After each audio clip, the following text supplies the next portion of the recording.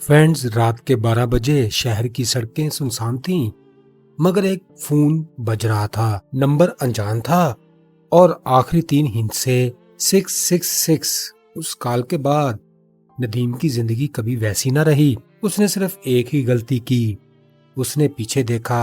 अब वो आवाज हर मोबाइल पर, हर स्क्रीन पर सन्नाटे में छुपी हुई है। तुम सुन रहे हो ना? शायद अगली कॉल तुम्हारे लिए हो, क्योंकि कुछ नंबर कभी नहीं मरते। Welcome to other reviews. जी तो दोस्तों, एक सनसनीखेज स्टोरी के साथ आपका होस्ट हदन हाजिर है। बारिश की बूंदें खिड़की पर दस्तक दे रही थीं। बाहर का आसमान बादलों से भरा हुआ था और शहर की सड़कों पर वीरानी छाई थी। घड़ी ने 12 बजने का ऐलान किया तो नदीम अपने लैपटॉप का ढक्कन बंद कर दिया। वो गवर्नमेंट कॉलेज में फाइन आर्ट्स का तालिब इल्म था और आज रात वो अपना एक असाइनमेंट मुकम्मल कर रहा था, जिसमें उसे एक खौफनाक पेंटिंग बनानी थी। उसने सारी रात जागकर वो तस्वीर बनाई। एक स्याह लिबास में लिपटी औरत, जिसकी आंखें खाली घड़ों की तरह लग रही थीं। जब इसने आखिरी स्ट्रोक लगाया तो इसे अजीब सा एहसास हुआ कि जैसे वो औरत कैनवस से उसे घूर रही है। उसने झुरझुरी ली, बुरुश रखा और मोबाइल की स्क्रीन ऑन की। वहां एक चीज उसके दिल की धड़कन तेज करने के लिए काफी थी। एक नामालूम नंबर से 5 मिस कॉल्स और नंबर के आखिरी 3 हिस्से 666। दोस्तों, नदीम ने पहले तो नजरअंदाज किया, शायद कोई मजाक कर रहा है, इसने खुद से कहा। मगर दिल में एक अनजाना सा खौफ बैठ गया, जैसे किसी ने इसके कान में सरगोशी की हो। वो फोन रखने वाला था कि स्क्रीन पर एक नया मैसेज उभरा। तुम्हारे पीछे कौन खड़ा है? नदीम ने चौंक कर गर्दन मोड़ी। कमरा खाली था, सिर्फ टेबल लैंप की मध्यम रोशनी में इसका साया दीवार पर थरथरा रहा था। वो थोड़ा हंसा, मगर हंसी के पीछे घबराहट भी छुपी थी। ये सब मेरी वहम परस्ती है। उसने मैसेज डिलीट कर दिया, लेकिन अगले ही लम्हे फोन फिर बजने लगा। वही नंबर। नदीम ने हिचकिचाते हुए कॉल रिसीव की। दूसरी तरफ मुकम्मल खामोशी थी, सिर्फ किसी के बारी सांस लेने की आवाज सुनाई दे रही थी। कौन हो तुम? नदीम ने पूछा, मगर जवाब में एक करख्त धीमी आवाज आई। मैं वो हूँ जो तुम्हें आईने में नजर नहीं आता। इससे पहले कि नदीम कुछ बोलता, कॉल कट गई। इसका दिल धड़कने लगा। वो बेख्तियार अपने बेडरूम के आईने के सामने गया। उसमें सिर्फ वो खुद था, मगर पीछे दीवार पर एक स्याह सा साया हिलता दिखाई दिया।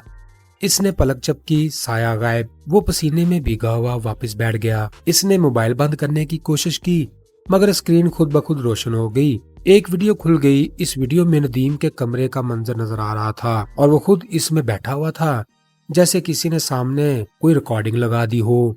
फ्रेंड्स, वीडियो के आखिर में कैमरे के फ्रेम में एक स्याह हाथ नदीम के कंधे पर आता है। इसकी सांस रुक गई। वो झटके से खड़ा हुआ। कमरे की लाइट चपकने लगी और बाहर तेज हवा चलने लगी। ये सब कोई हैकर कर रहा है, वो खुद को समझाने लगा, मगर आवाज में लर्जिश थी। दोस्तों, फिर दरवाजे पर हल्की सी दस्तक हुई। टिक टिक टक टक। नदीम ने धड़कते दिल के साथ कहा, कौन है? मगर कोई जवाब नहीं मिला। इसने आहिस्ता से दरवाजा खोला। बाहर खाली गली थी, मगर दरवाजे के नीचे एक पर्ची रखी थी। पर्ची पर लिखा था, आधी रात के बाद मत देखना, पीछे मत देखना। इसके हाथ कांपने लगे। इसने पर्ची मरोड़कर फेंक दी, मगर इसी वक्त बिजली चली गई। कमरा अंधेरे में डूब गया। बाहर बारिश और तेज हवा हो गई और किसी औरत की हल्की सी हंसी सुनाई दी। कौन है वहां?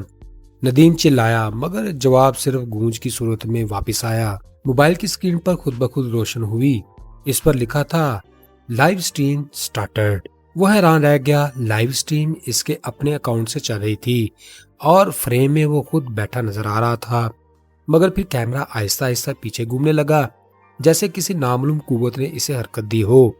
फ्रेम में अंधेरे से एक औरत उभरी, वही औरत जो इसने पेंटिंग में बनाई थी।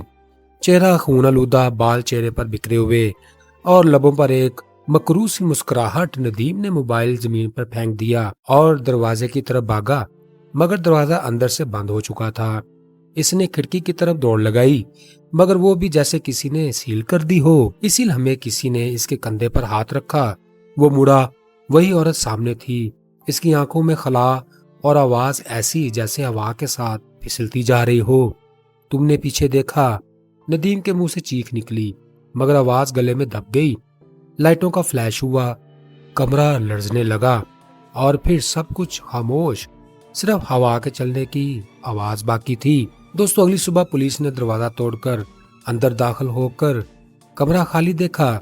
मेज पर नदीम का मोबाइल रखा था, जिस पर लाइव स्ट्रीम अब भी चल रही थी। वीडियो के आखिरी फ्रेम में दीवार पर खून से लिखा था, अब तुम्हारी बारी है, और स्क्रीन स्याह हो गई। फ्रेंड्स, कुछ घंटों बाद नदीम के दोस्तों के फोन पर एक मैसेज आया, इसी नामालूम नंबर से, जिसके आखिर में लिखा था 666। मैसेज में सिर्फ 3 अल्फाज थे, तुम्हारे पीछे कौन है। फ्रेंड्स, कहानी खत्म हुई, मगर वो नंबर अब भी जिंदा है। शायद अभी भी तुम्हारे फोन पर भी वही कॉल आने वाली हो।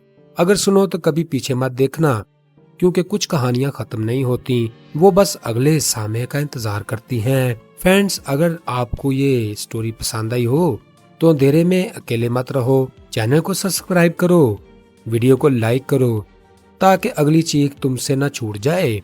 और याद रखो, खौफ बांटने से बढ़ता है। तो फ्रेंड्स, अपने भाई को दीजिए इजाजत, दुआओं में याद रखें। Goodbye, see you again.